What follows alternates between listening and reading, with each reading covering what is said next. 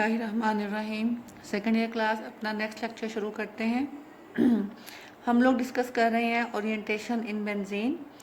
तो उस सिलसिले में हमने लास्ट लेक्चर में देखा था कि हम जितने भी हमारे इलेक्ट्रोफाइल्स हैं उनको हम दो ग्रुप्स में डिवाइड कर सकते हैं, मेटा डायरेक्टिंग ग्रुप्स और आर्डो एंड पैरा डायरेक्टिंग ग्रुप्स।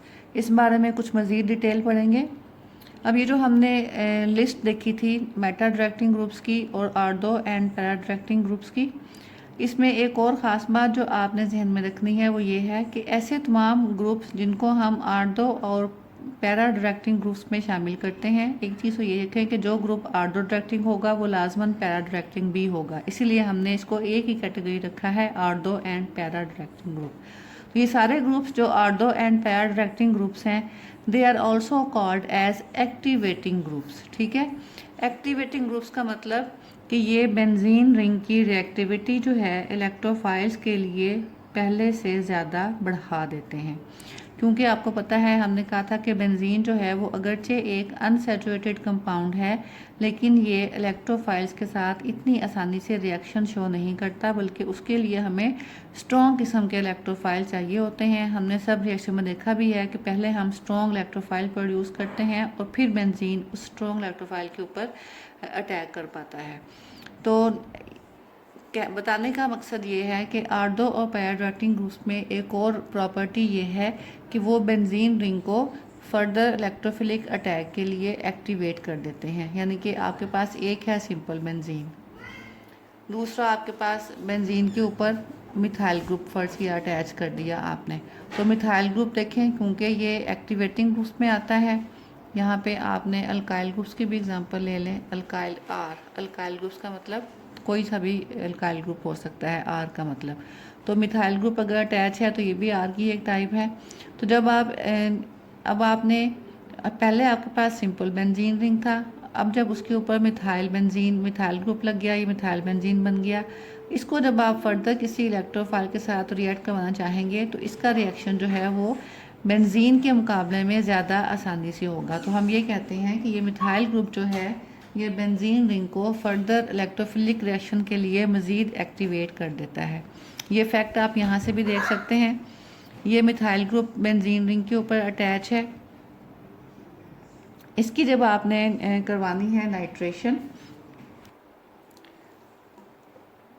तो जैसा कि आप देख रहे हैं कि बेंजीन के ऊपर एक एक्टिवेटिंग ग्रुप यानी कि मिथाइल ग्रुप अटैच है, जो कि आर्डो एंड पैरा डायरेक्टिंग भी है। तो क्योंकि ये ग्रुप एक्टिवेटिंग है, यानी कि बेंजीन रिंग की रिएक्टिविटी बढ़ा रहा है नए आने वाले इलेक्ट्रोफाइल के लिए, इसीलिए ये आने वाले इलेक्ट्रोफाइल को दो पोजीशंस ऑफर करता है, आर्डो पोजीशन और पैरा पोजीशन। जबकि डीएक्टिवेटिंग ग्रुप जो है वो सिर्फ एक पोजीशन पे जाने को अलाउ करते हैं नए ग्रुप के लिए, जो कि मेटा पोजीशन होती है। सो यहाँ से हमें पता चलता है कि बेंजीन रिंग की रिएक्टिविटी आने वाले इलेक्ट्रोफाइल के लिए बढ़ गई है। इसीलिए दो ऐसी पोजीशंस हैं जहाँ पे आने वाला इलेक्ट्रोफाइल जो है वो अटैच हो सकता है, ortho position and meta position.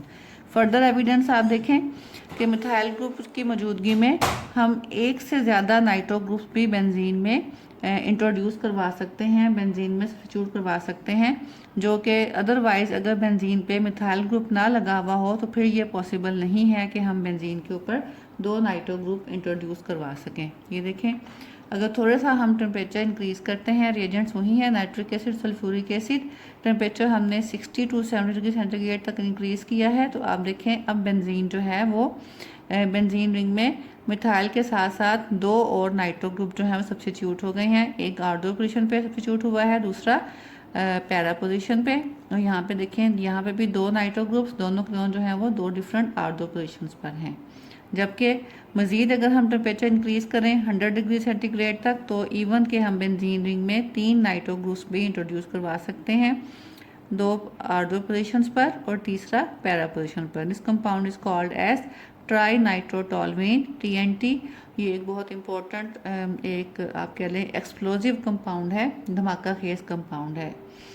तो इस तरह से यहाँ से आपको अंदाज़ा होता है कि एक एक्टिवेटिंग ग्रुप जो है वो बेंजीन रिंग को इलेक्ट्रोफिलिक सब्स्टिट्यूशन रिएक्शंस के लिए मज़ीद भी एक्टिवेट कर देता है, और हम एक से ज़्यादा इलेक्ट्रोफाइल्स इस तरह की कंडीशन में बेंजीन रिंग में इंट्रोड्यूस करवा सकते हैं। उसके बरक्स अगर आप डीएक्टिवेटिंग ग्रुप्स को देखें यानी कि मेटा डायरेक्टिंग ग्रुप्स, तो उसमें से एक कॉमन एग्जांपल हम यहाँ पर देखते हैं नाइट्रो ग्रुप।